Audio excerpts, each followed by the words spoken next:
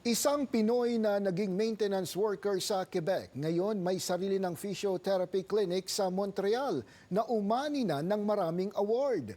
Panoorin ang kwento ng kababayan na nag-aral pa po ng French para lang makabalik sa kanyang propesyon. Narito ang report. Mahigit 2 dekada na ang nakakaraan ng maging physiotherapist sa Pilipinas si Joel Vicente.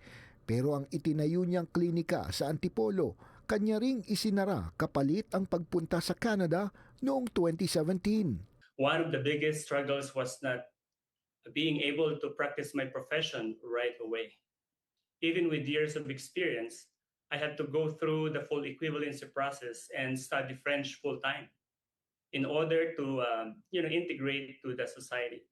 2 taon din niyang binuno ang pag-aaral muli ng kanyang propesyon sa McGill University sa Montreal. At habang tinatrabaho pa niya ang kanyang lisensya, namasukan muna si Vicente bilang furniture assembler, call center agent, metal cutter at maintenance worker. At that time wala na kaming pambayad ng rent, Ang bayad namin that time is $900 per month. And ubos na yung baon namin. So, sabi ko nga, kung ano yung unang mag-offer ng trabaho, sige, grab na lang. Okay, so, yun ang naging trabaho ko. So, kinuha ko siya. Kailangan natin eh.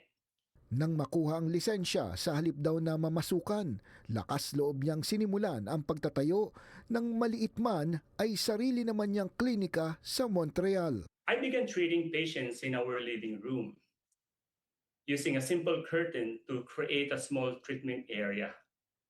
It was from ideal, but I focused on delivering results and building trust.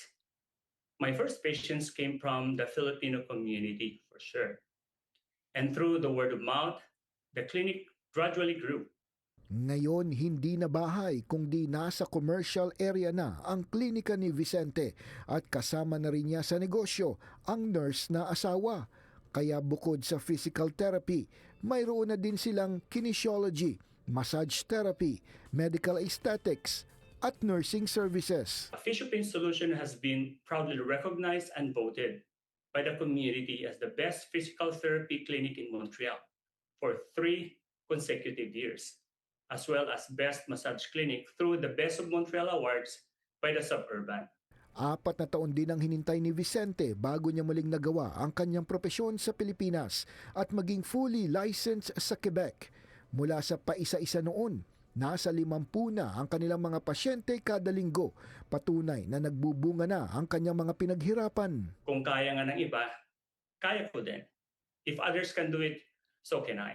Let that mindset, push you beyond your self-doubt. And most importantly, keep your faith in God. Sa mga kabataang Filipino-Canadian na naghahanap niya ng magandang karera sa buhay, pag-aralan ang pagiging physiotherapist. Pwede kang magtrabaho sa mga atleta. Pwede kang magtrabaho sa mga hospital. Pwede kang mag-clinic. Pwede kang magtayo ng clinic. Ang laki ng potential. Bukas si Vicente na makipag-ugnayan sa iba pang Filipino physiotherapists sa bansa dahil pinaplano na niyang magtayo ng iba pang branch ng kanyang klinika dito sa Canada.